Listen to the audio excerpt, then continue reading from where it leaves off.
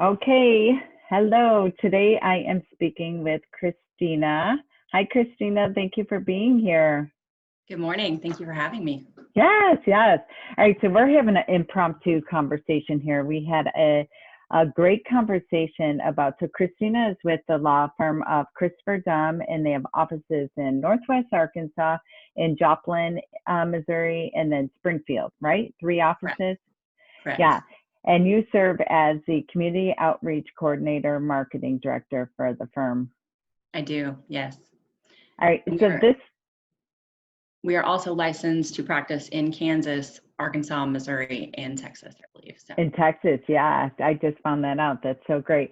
All right, so what I love about this conversation, Christina, is that for a while and so many people can resonate with this, you were in the office, you were doing Medicaid appointments, you were processing Medicaid applications, then you were trying to get out of the office, you were trying to market, and lo and behold, you'd walk in the office and you just get slammed with everyone needing questions, clients having needing you to return their phone calls, and we could not get you out of the office and marketing the past couple months until we finally said, stop.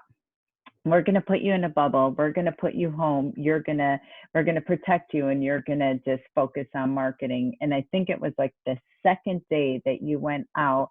And I'd love for you to just share with our listeners of why you feel it's really critical to have a dedicated employee that can focus on marketing and stop henpecking them when they get in the office. Let them stay in their own lane and really focus on getting out of the office, whether on the phone, on a Zoom, especially in these trying times, and connect with people.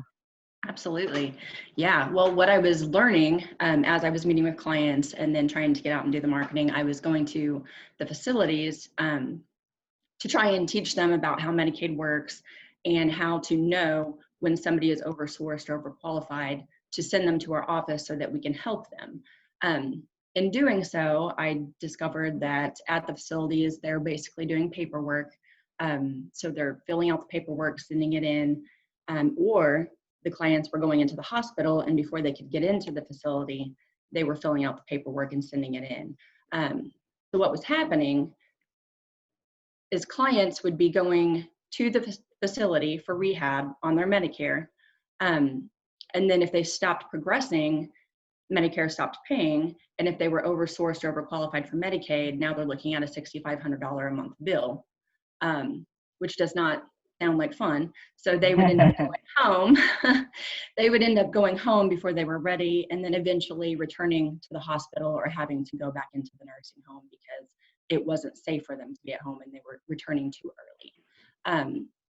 So basically what we started doing was trying to educate not only the community, but the providers, the hospitals, the facilities, anybody that will listen to us about the need to have planning and the need to have clients come in and see what we can do for them so that they can become Medicaid qualified and they don't have to spend their entire life savings in a couple years on nursing home care. So, yeah, I believe it's really important for the education aspect of it. So that's where we've been focusing lately. And this, this, seeing clients every day, et cetera. And then you finally get time to get out of the office and go into these facilities and to just check in and to meet with them, do a meet and greet, what have you, and you share this information. And I would love for you to share with our listeners, like you were blown away, and this is why I wanted you to hop on here, by the response from the facilities, from the hospitals, what have you, that they were unaware of what you do, right? Absolutely unaware. I was surprised to learn that in the hospitals, their eligibility department would, if they had property, income producing property, rental houses, or a farm, they automatically said that they're disqualified and weren't even sending them down to apply. So there's a lot of misinformation around Medicaid and what the qualifications are. And a lot of it, you're going kind of deeper into what they allow and what they don't allow. And a lot of people don't know that. So it's really just a lack of education and misinformation around the whole process. So tell us, because this is a marketing conversation, tell us what some of the words that you heard from people where they were surprised about, if you can recollect, they're surprised that this is what you do. Oh yeah, yeah. They were like, well, we had no idea that you could do that, like child caregiver exemptions or the income producing property exemptions. So they were absolutely blown away. And it's a big burden on these workers as well when they're trying to help a client, trying to help a senior couple, and they're just at their wits' end and they don't really know what to do. So they have a lot of questions. I get questions through email constantly from the workers because they want to help also.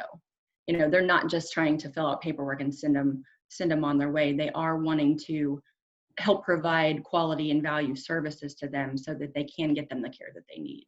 Okay, so stop right there. I want to highlight something. You said so much. If you just even take some of these questions, I had no idea, using the caregiver, using the different exemptions, using the simple words, and just like kind of after your meeting with them, jot them down on a yellow legal pad or email or text them to yourself. Right there are the videos and the blog content and the SEO and things so that we can duplicate. There's a saying in marketing, speaking to other people's listening in a way that makes a difference for them, using their exact words. So I think it, just for our listeners here, it's great that you went out to the facilities. It's great that you had an amazing power partner meeting, but then all this free content that they give you guys to be able to use for you and Chris to be able to write blogs about it and things to that nature when he's doing his videos, YouTube, things to that nature, right? Right. Yeah, it's been really eye-opening just kind of talking with community and finding out just honestly, like I said, the lack of information that they have. So that's kind of where the marketing piece comes in. The education aspect is very important for when you're in the crisis situation like we're talking about now, or working with financial planners and advisors and CPAs on clients that they have that could do the pre-planning and get themselves set up so that they're never in that crisis situation. So yeah, the whole thing kind of revolves around just educating the community, educating professionals, and just getting the word out there. Yeah. And, tell us, I know what occurred, even you being out after one day, but you've been technically out doing marketing or honoring your time template as much as possible. Even though we set it up, you're like, oh, I got to do this signing meeting. I got to do this. I'm in the office. And as much, there's been a few hiccups. You had in your mind you were going to spend all day Tuesday, Thursday doing this. And then you have to come in for this meeting, or Chris needs you to help with this signing or what have you. So there's been a few jukes and jives here and there. But by and large, you've been out, what, 2 weeks now, 3 weeks? Because you were on vacation, or like, how many days would you say that you've really been able to either dedicate, whether you're out in the field or you're at home? Like today, you're going to spend the day working on the social worker boot camp.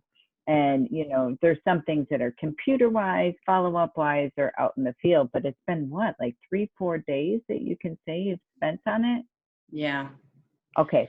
Yeah. So stop for a second. Like, I really, really want our listeners to get this because it goosebumps me from head to toe.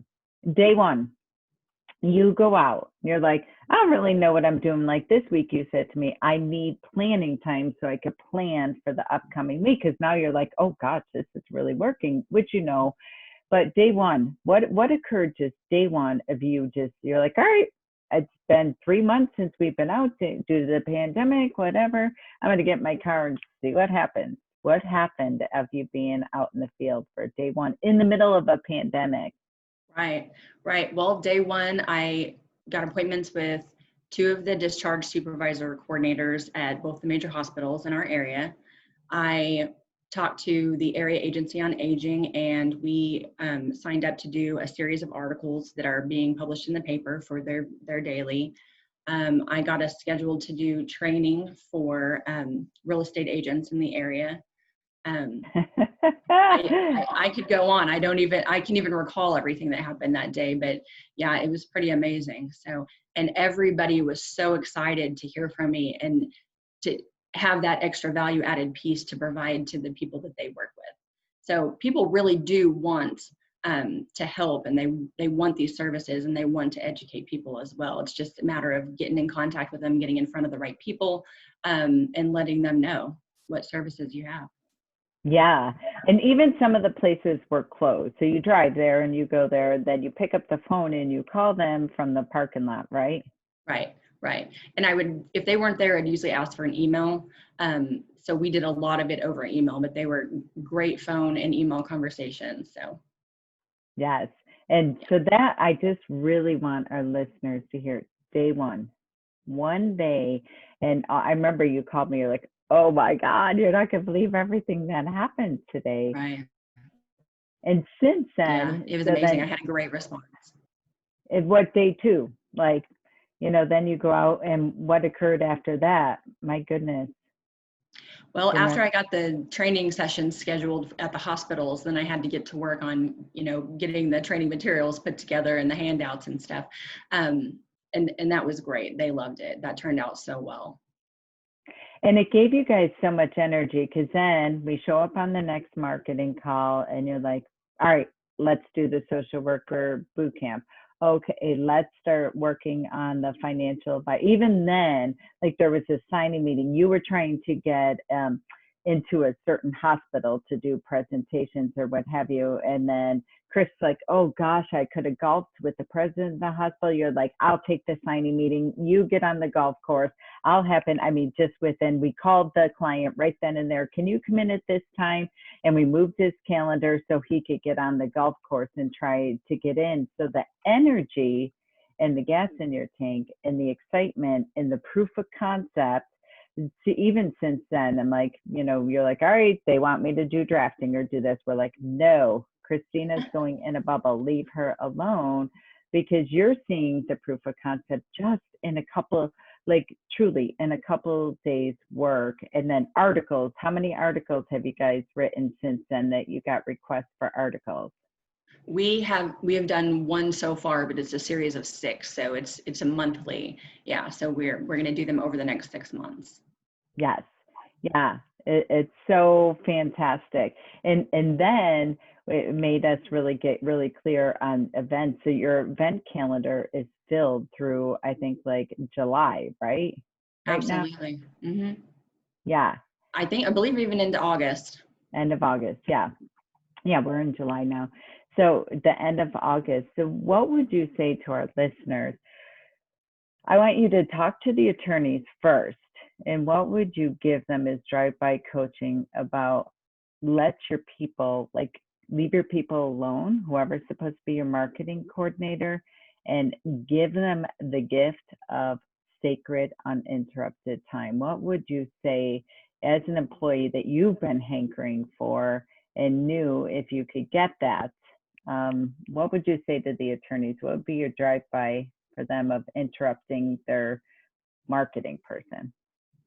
Yeah, I think it's absolutely imperative to have that dedicated time to focus, because honestly, we're all marketing. We're constantly marketing. We're constantly talking to clients. But getting out there and getting in front of people and having that face for the firm and having that person that can have empathy and get in front of people and talk to people about the services and how we can partner to create better communities together is probably the most amazing aspect.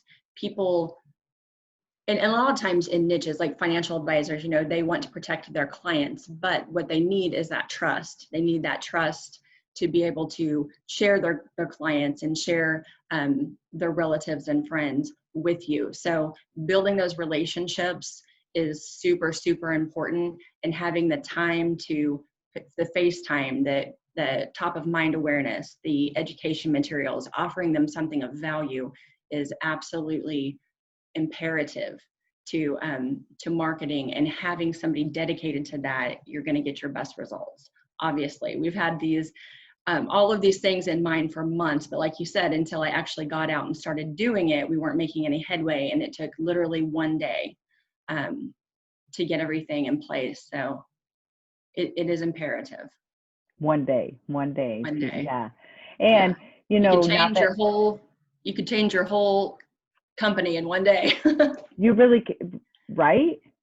Right. I mean, Christina, you absolutely did. And you didn't have like a very precise plan of what you were doing for the day. You're like, I'm getting in the car, I'm going to the people that I know, I'm just going to go see what's going on out there, right?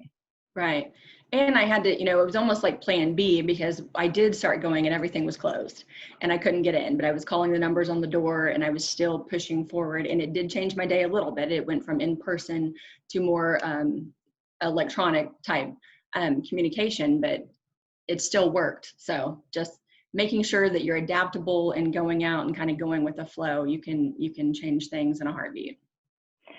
And then, so that's that. But then the second piece of it is having that time with the attorney and having a dedicated marketing meeting. So that's something that it just truly in the past couple of weeks that we've made a commitment to, and showing up so you can get clarification from Chris, get clarification from client services on who's helping you with what, and then just at least banter your ideas, give your feedback, things of that nature. So I'd say that's a big piece of it. It's one thing for you to go out and have a rock and roll day.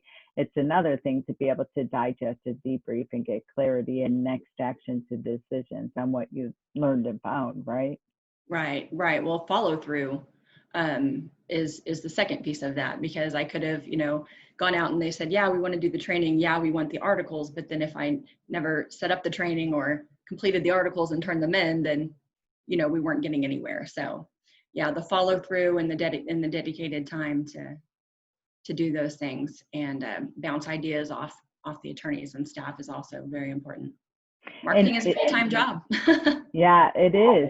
And I want to be really clear, because Christina's not a strong follow through on the Colby. No shame, no blame, no anything. It's just awareness. And right now she is stretching outside her comfort zone, because we're going to get her a legal intern to support her with ordering hand sanitizers and ordering face masks and some of the things that we've come up with as ideas and gifts to leave when we're coming there, or whatever it might be. But right now you're not using that as an excuse. You're doing what you can. Like, I don't care if you write on a cocktail napkin, I don't care, if it's on the back of if you have to send 10 million emails to yourself, remember to do this, remember to do that, let's incorporate the client service coordinator and have Pam help you. You're not letting it be a crutch. Follow through is crucial. You're not putting all the pressure on yourself. You're aware that that's not any hour that you spend on follow through is an hour you're taking away from connecting with someone, right? Right. Yeah. So what would you say to the employees that know what's available from a marketing perspective, know we need to consistently do marketing and be investing in our future from that perspective, and for them to have the courage to go to the attorney and just say, you need to stop hijacking my time. Stop, I know that was hard for you. What would you say in hindsight, like, that you want to really leave as a gift for the employees to have the courage and know that they have the permission to shine the light on that and have the crucial conversation with the attorney? Right. I think oftentimes attorneys would value that if an employee came to them and said, this is what we need to do, and they're offering that knowledge to them and they're offering that time to be able to grow the business. And a lot of attorneys don't like to be out and be the face. Mine does. Yeah. So we work pretty well together on the marketing aspect, but a lot of them don't. And I think that they would really value the desire for an employee to say, these are the things that I think would really help grow this company. Because they're always looking for ways to grow the company. And watching this video will help. So you can just share it and let them know that it's going to be their best value to do these things. I love that. Yeah. So, employee, if you're struggling with the words or struggling with how to do that, share this video, watch this video with your attorney, and we'd be happy to support you with hopping on a call and figuring out a marketing strategy, even a 30-minute call of, okay, once they pull out of the parking lot, what are they doing, things of that nature. But it just, you hear the saying all the time, 90% of life is showing up. But if you're struggling with how to have this conversation, what I love that you said, Christina, like if you're not having the leads that you want, you're not having the fun and the joy and the ease that you want in your practice of speaking engagements, writing opportunities, getting out in the community, things of that nature. Christina here is living proof and walking example of one day. You can change it all in one day, right? Right. And all you have to do is ask. Oh, I love that. I love that.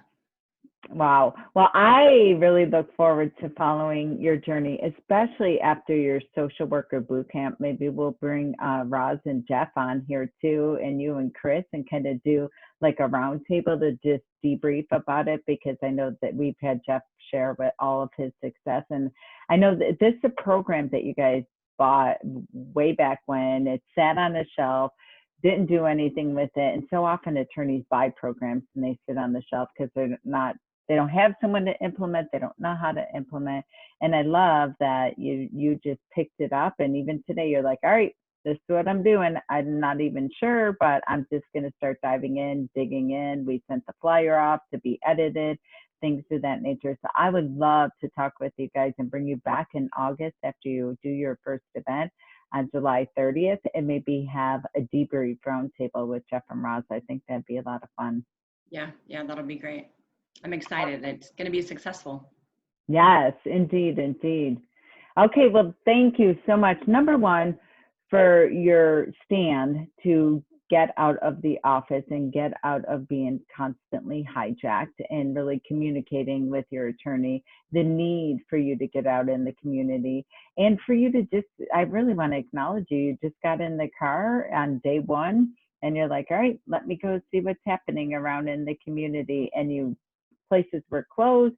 You just kept pushing forward, moving forward, finding the phone number, calling the number on the door. I mean, just deep bow to you, Christina. Thank Bravo. you. Yeah.